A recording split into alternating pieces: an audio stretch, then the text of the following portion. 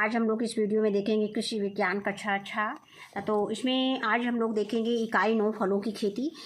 तो बच्चों सबसे पहले हम इस वीडियो में इस पाठ को पढ़ेंगे, इसके बाद आपको ध्यान से पाठ को सुनना है। इसके बाद हम इसके अभ्यास प्रश्न इसी वीडियो में हल कराएंगे। तो देखते हैं बच्चों, आपको वीडियो को ध्यान से पूरी वीडियो को सुनना है, पूरी वीडियो को अच्छे से देखना है, जिससे कि आपको इसके अभ्यास में जो प्रश्न आए हैं उनको आपको रटना ना पड़े और आप आसानी से उनके प्रश्नों का उत्तर दे सकें।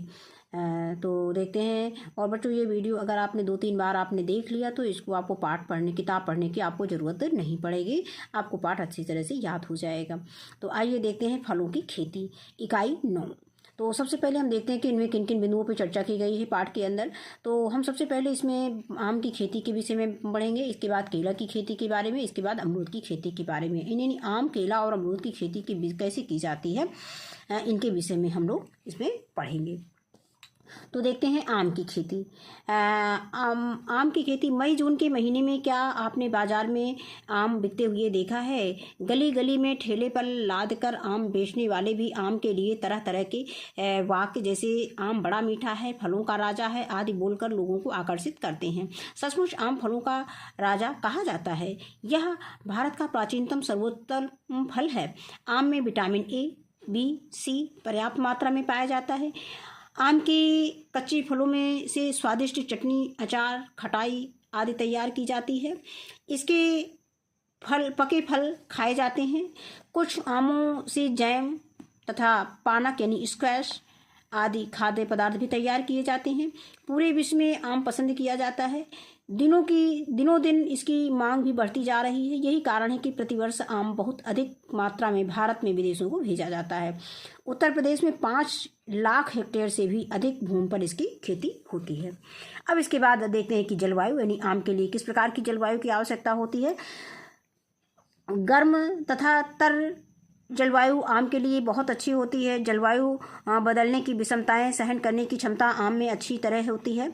यही कारण है कि आम समुद्र तल से 1400 ऊंचाई तक, दक्षिण में कन्याकुमारी तक तथा पूरब में असम, बंगाल में गर्म व नम क्षेत्रों से लेकर पंजाब तथा राजस्थान के अर्ध रेगिस्तान क्षेत्र इलाकों में उगाया जाता है। अब इसके बाद आता है कि मिट्टी यानी आम उगाने के लिए किस प्रकार की मिट्टी उपयुक्त होती है। तो ककरीली, पथरीली, ऊसर तथा जलमग्न भूमि को छोड़कर आम लगभग सभी प्रकार की मिट्टी में उगाया जा सकता है। गहरी दोमट मिट्टी जिसमें जल निकास अच्छा हो आम के लिए सबसे अच्छी होती है, सर्वोत्तम होती है। इसके बाद कौन कौन सी आम की किस्में होती है। तो आम की अनेक किस्में होती हैं। पकने के आधार पर आम के मुख्य रूप से 2 वर्ग होते हैं। नंबर 1 आता है कि शीघ्र पकने वाली किस्में। तो ये मई जून में नीलंगड़ा, दशहरी, मलिहाबादी, बम्बई हरा और बम्बई पीला, जर्दालू, आम्रपाली, मल्लिका आदि ये सब किस्में हैं जो शीघ्र पकने वाली हैं, मई जून में पक जाती हैं। इसके बाद जो देर से पकने वाली किस्में हैं, जून जुलाई में जो पकती हैं, वो चौसा, फजली, लखनऊ सफेदा, कृष्णभोग आदि। इसके बाद है बीज रहित प्रजाति सिंधु प्रवर्धन। आम का प्रवर्धन भेंट कलम तथा वीनियर ग्राफ्टिंग द्वारा किया जाता है। भेंट कलम के लिए देसी आम की गुठली बीज पहले बोकर पौधे तैयार कर लेते हैं। ये पौधे मूल वृंत का कार्य करते हैं।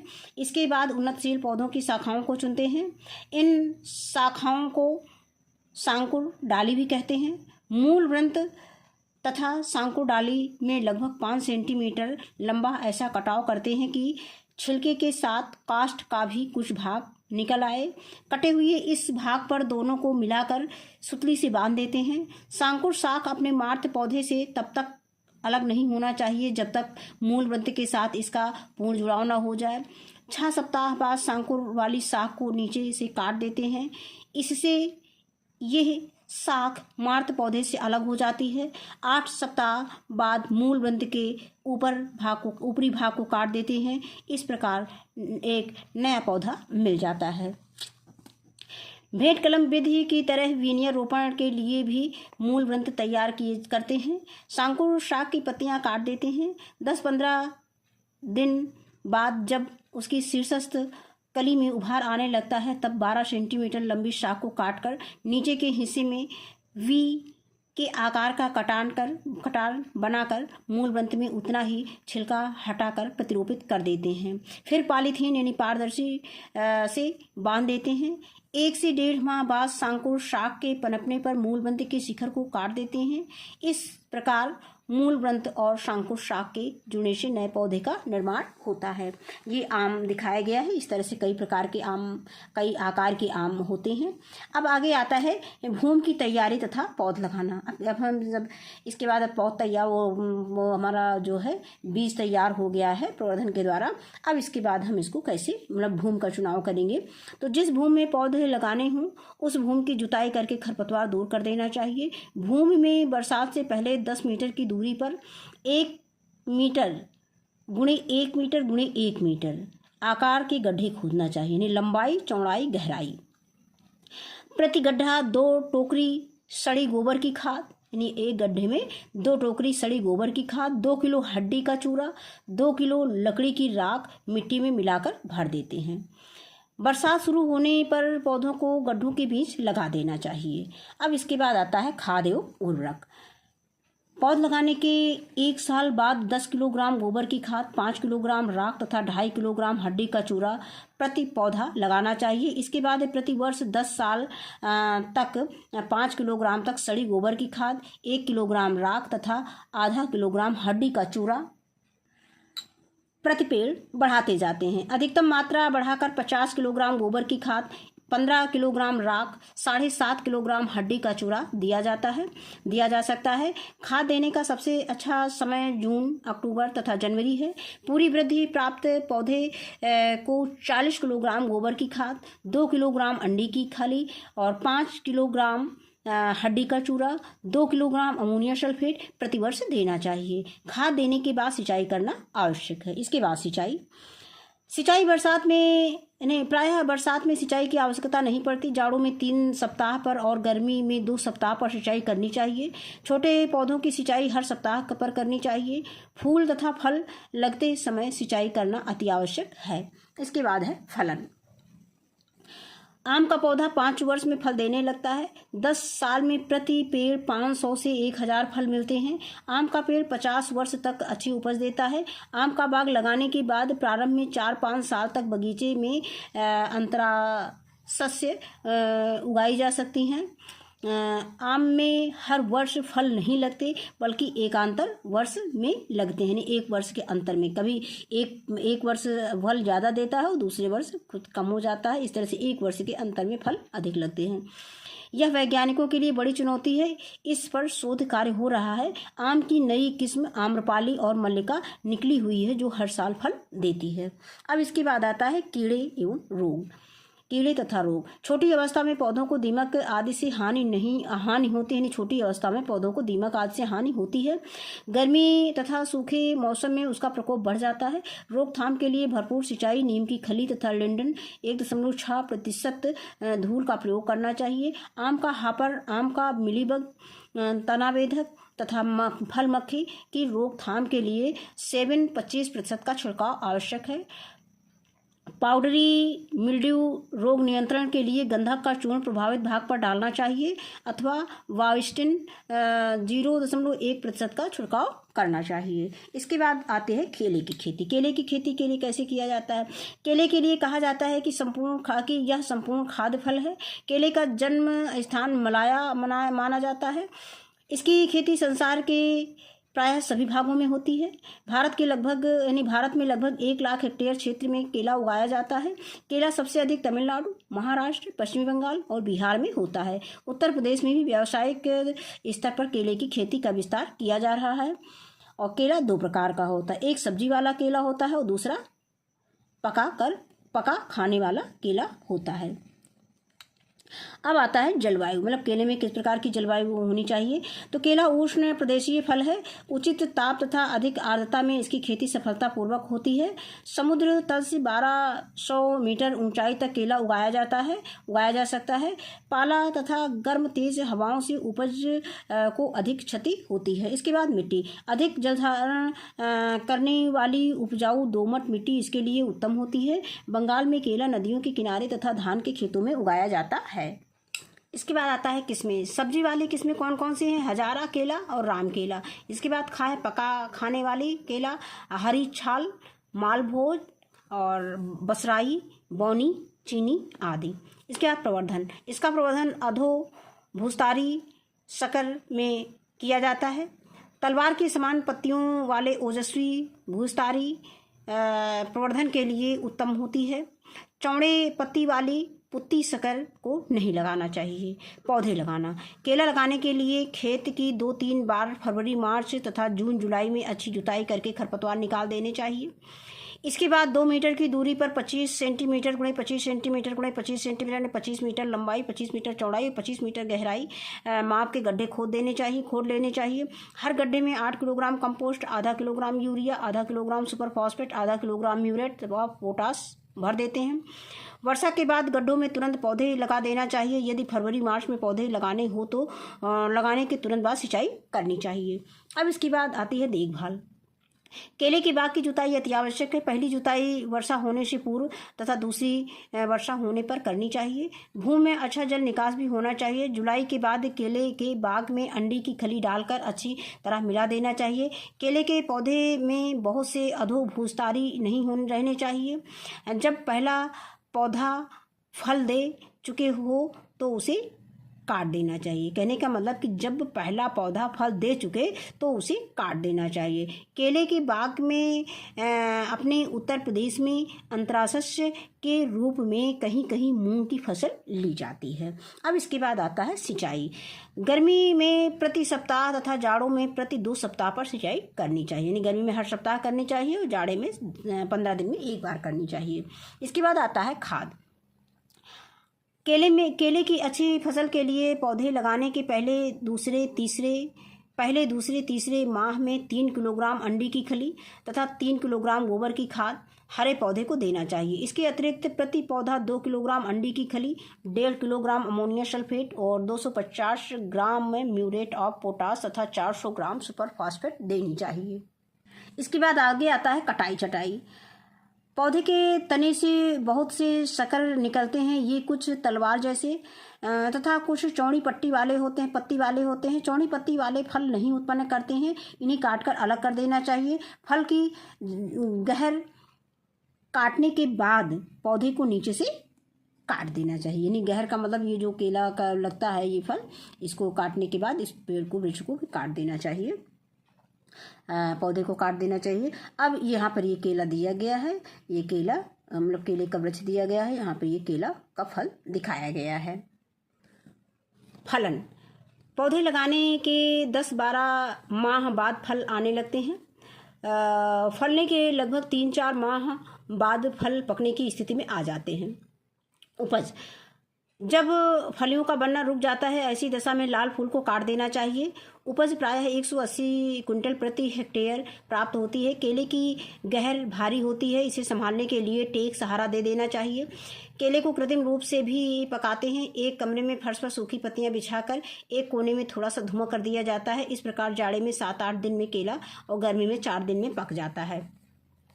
इसके बाद अगला आता है कीट। तना छेदक तथा केला बीटल फसल को अधिक नुकसान पहुंचाते हैं, जिसकी रोकथाम के लिए 0.02% नुआन का छिड़काव करते हैं। इसके बाद आता है रोग। पनामा उकठा तथा बंची टाप केले का प्रमुख रोग है। इनकी रोकथाम हेतु रोग रोधी प्रजातियों जैसे बसराई, चंपा, मालभोग आदि का रोपण करना चाहिए। रोग ग्रसित पौधों को खेत से निकालकर जला देना चाहिए। इसके बाद आता है अमरूद की खेती। ऐसा कौन सा फल है जो गरीबों का सेब के नाम से जाना जाता है? वह है अमरूद। अमरूद में विटामिन बी तथा विटामिन सी प्रचुर मात्रा में पाई जाती है। यह पकने पर हल्के पीले रंग का दिखाई देता है। पूरे भारत में इलाहाबाद सफ़ेदा अमरूद प्रसिद्ध है। इलाहाबादी सफ़ेदा अमरूद का गूदा सफ़ेद या लाल रंग का होता है। यह पपीता के बाद शीघ्र फल देने वाला पौधा है। इसमें 3-4 वर्ष बाद ही फल आने लगता है तथा 30 वर्ष की उम्र तक यह फल देता है। इसके बाद हम देखते हैं कि अमरूद की खेती के लिए हम कौन सी मिट्टी का चुनाव करेंगे। तो अमरूद सभी प्रकार की मिट्टियों में उगाया जा सकता है। नदियों के कछार की भूमि तथा बलुई दोमट मिट्टी में इसकी पैदावार अच्छी होती है। दोमट भूमि अमरूद उत्पादन के लिए उत्तम मानी जाती है। इसके बाद जलवायु, तो अमरूद की खेती के लिए शुष्क जलवायु अच्छी मानी गई है। अमरूद प्रायः सभी प्रकार की जलवायु में उगाया जा सकता है। अमरूद के लिए औसत वर्षा वाला क्षेत्र सर्वोत्तम माना गया है। इसके बाद आता है पौधे तैयार करना। अमरूद का पौधा मुख्यतः 2 विधियों से तैयार किया जाता है। नंबर 1 बीज द्वारा और नंबर 2 वानस्पतिक भागों द्वारा। अब वानस्पतिक के भागों द्वारा अमरूद के पौध तैयार करने की निम्नलिखित विधियां हैं।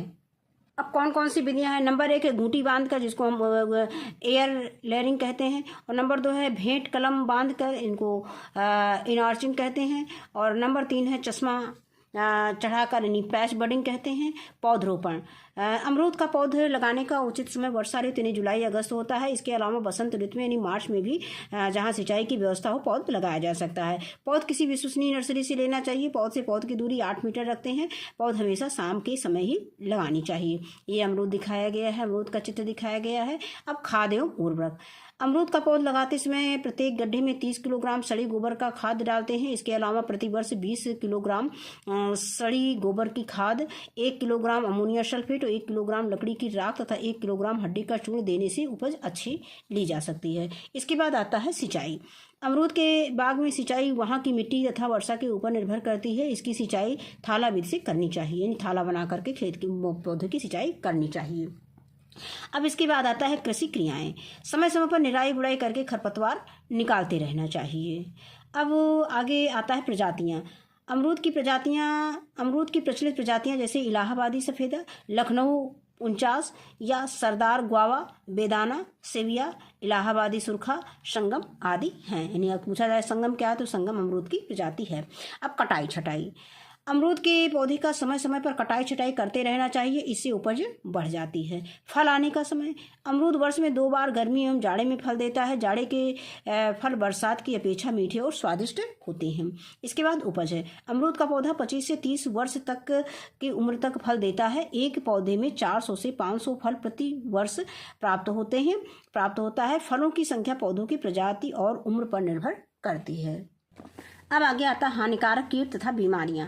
अमरूद का सबसे हानिकारक रोग उकठा रोग है। यह बरसात में लगता है। इसकी रोकथाम हेतु प्रति पौधा 3 ग्राम थीरम कवकनाशी दवा 1 लीटर पानी में घोल बनाकर उपचारित करना चाहिए। अमरूद में तना छेदक कीट का प्रकोप होता है। इसके नियंत्रण के लिए रुई को मिट्टी के तेल यानी केरोसिन ऑयल में भिगोकर कीट द्वारा बनाए गए छेदों में प्रवेश कराकर गीली मिट्टी से बंद कर देते हैं।